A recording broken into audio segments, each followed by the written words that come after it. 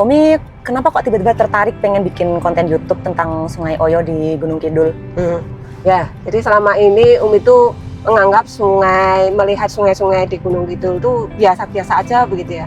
Sampai kemudian saudaramu Hamas atau Saki ya, Umi lupa ya, itu bilang masyarakat Gunung Kidul tuh bagus loh, nggak suka buang sampah di sungai, nggak suka buang limbah di sungai, sungainya kelihatan bersih.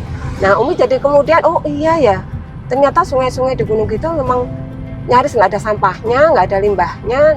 Jadi setelah dikomentari itu jadi berasa istimewa. Nah, maka Umi kan pengen ini ya, membuktikan ke masyarakat dan membangun kesadaran masyarakat tentang pentingnya menjaga sungai di lingkungan kita. Itu pertama. Yang kedua, Umi penasaran kenapa kalau gunung-gunung itu namanya bagus-bagus ya, seperti Gunung Gede, Gunung Arjuna, Gunung Merapi ya, yang menunjukkan kemegahan.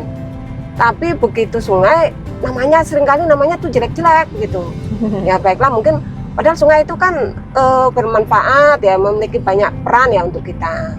Nah, tapi ya kalau sudah terlanjur namanya jelek-jelek nggak masalah lah. Yang penting kita bisa menjaga sungai supaya tetap memberikan manfaat untuk kita ya. Dan yang perlu dijaga bukan hanya sungai, tapi sepanjang kawasan sekitar sungai itu juga perlu dijaga kebersihannya ya, lingkungannya ya, supaya sungai itu tetap memberikan manfaat untuk kita. Oh, oke. Itu Oke, wah keren banget. Assalamualaikum, halo saudara-saudaraku semua. Saat ini saya berada di wilayah perbatasan Gading dan Gedangsari, tepatnya di Jembatan Plasari. Jembatan ini diresmikan pada tahun 2018. Mari ikuti terus kisah sungai episode Sungai Oyo.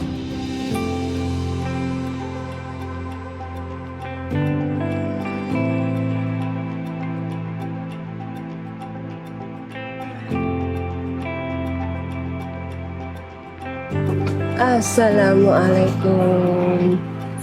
Dan iki anune wadere wonten mboten iki? Oh, nggih. Lha pundi? Oh, water liwet. Niki sekeng Oyo niki ngen. Ini sekeng Oyo. Ya, kita sekarang ada di angkringan Mbah Dullah. Ini ada water, ini juga hasil menangkap dari Kali Oyo. Kita berharap ini menangkapnya nggak pakai racun ya, atau nggak pakai strom listrik. Karena kalau pakai racun, pakai strom listrik itu mengganggu habitat ikan-ikan ya. Tapi kalau pakai jaring, nah itu baru nggak masalah. Yang jadi masalah kalau pakai racun dan pakai strom ya. Kalau ini belalang, ini biasanya ya dari sekitar persawahan, dari pohon-pohon. Ini belalang. Ya. Terus ini ada satu lagi nih, udang kali, ini ciri khas udang kali itu kecil-kecil. Nah ini biasanya pakai jaring nih ngambilnya. Gurih, meskipun kecil-kecil tapi gurih. Kemudian ini juga ada water liwet nih, jadi ikan water dibikin pepes. Nah ini angkringan di sekitar sini kurang lebih menunya seperti itu ya. Ada kician kambing, desko udang, ada tiwul. Nah ini bagian dari hasil apa yang ada di sekitar Sungai Oyo. Mestinya ada madu juga, karena di sini biasa masyarakat mencari madu di hutan-hutan sekitar sini. Jadi ternyata sungai dan lingkungannya, hutan di sekitarnya itu memberikan banyak manfaat untuk kita. Oh ini juga nih, ini madunya di sini, tapi ini dipakai kemasan lain tapi isinya madu. Ini biasanya dapatnya dari hutan-hutan di sekitar sini. Yuk mari kita menikmati hidangan yang ada di angkringan sini.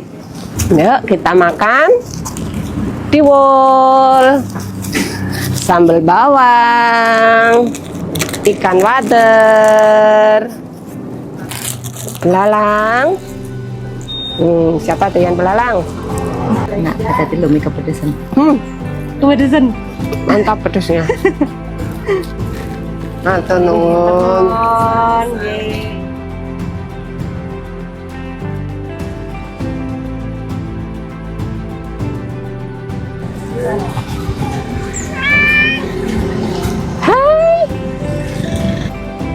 lagi. Kamu satu.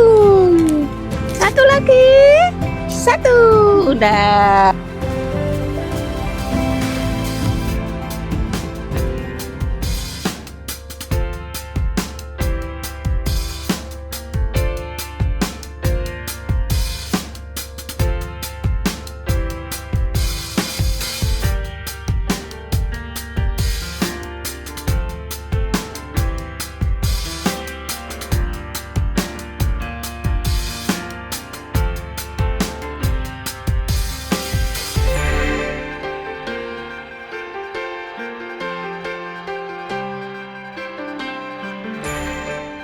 Kita ada di Balai Persemaian. Ini ada pohon nangka. Ini ada banyak sekali nih. Jadi kalau Bapak, Ibu, Saudara ingin meminta bibit di sini gratis ya. Ini di pinggir Kali Oyo di wilayah Gading di Balai Persemaian. Di sini ada nangka.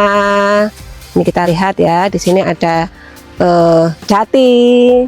Kemudian juga kita lihat ada apa lagi ya? Di sini ini masih nangka ini. Ya, ini pohon sersat. Yang ini nangka. Ini jati, ini jatinya juga banyak ini. Besar-besar.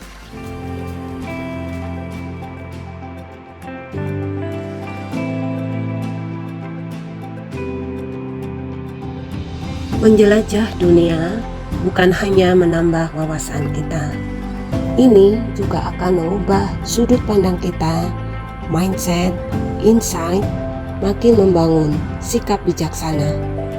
Termasuk dalam hal ini adalah menelusuri sungai di sekitar kita.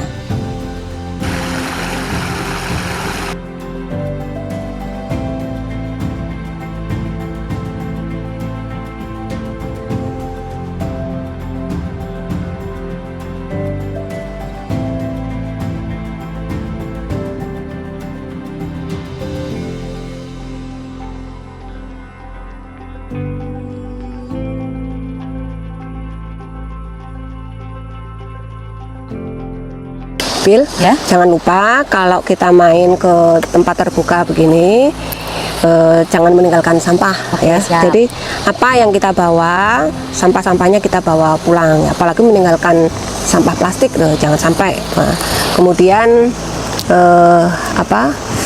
kalau misalnya ada sampah daun kayak gitu boleh sih, tapi tetap tidak dibuang sembarangan. Kalau bisa dikubur, gitu ya. Oke.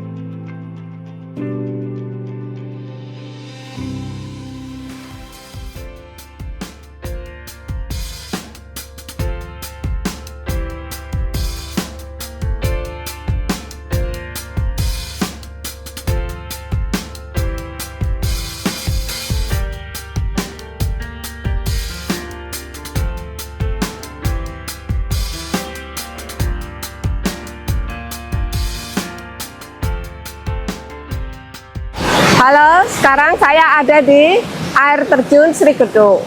Dari sini kita bisa melihat air yang melimpah ruah turun dari atas.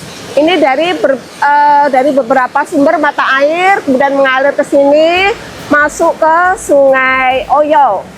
Jadi jangan khawatir, Sungai Oyo itu akan selalu mendapatkan tambahan-tambahan air di sepanjang perjalanannya. Sebagaimana kita manusia, kita tidak akan pernah menjadi kuat seorang diri. Sungai Oyo akan menjadi kuat karena dalam perjalanannya mendapatkan tambahan-tambahan air dari sumber-sumber yang lain. Kita sebagai manusia tidak boleh merasa kuat karena kita selalu membutuhkan orang lain untuk memperkuat diri kita. Mari kita nikmati air terjun Sri Gedung.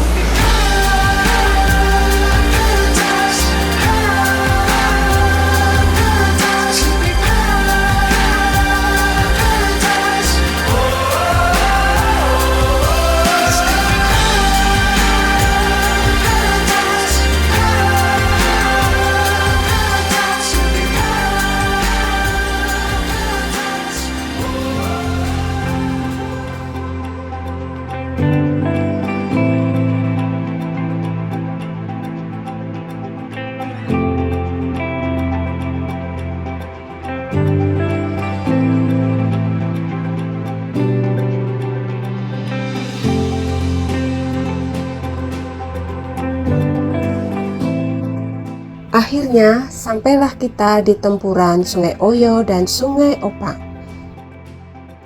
Dua sungai ini akan melanjutkan perjalanan menuju Pantai Baros, Kabupaten Bantul.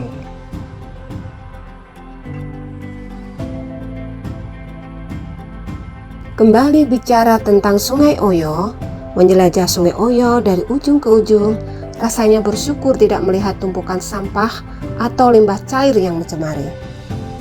Semoga anak dan cucu kita pun akan terus memiliki itikat baik untuk menjaga sungai. Boleh mengambil manfaat dari alam, bukan berarti akan semena-mena merusak alam. Di balik keindahan alam yang terbentang, di sini tersimpan potensi bahaya. Ya, disinilah epicentrum gempa di IE tahun 2006. Gempa yang menewaskan korban hingga 6.652 jiwa, merusak infrastruktur, dan merusak rumah sebanyak kurang lebih 175.000. Tak akan pernah kita lupakan peristiwa ini. Sesar Opak menjadi pengingat agar kita waspada bahwa gempa bisa terjadi kapanpun.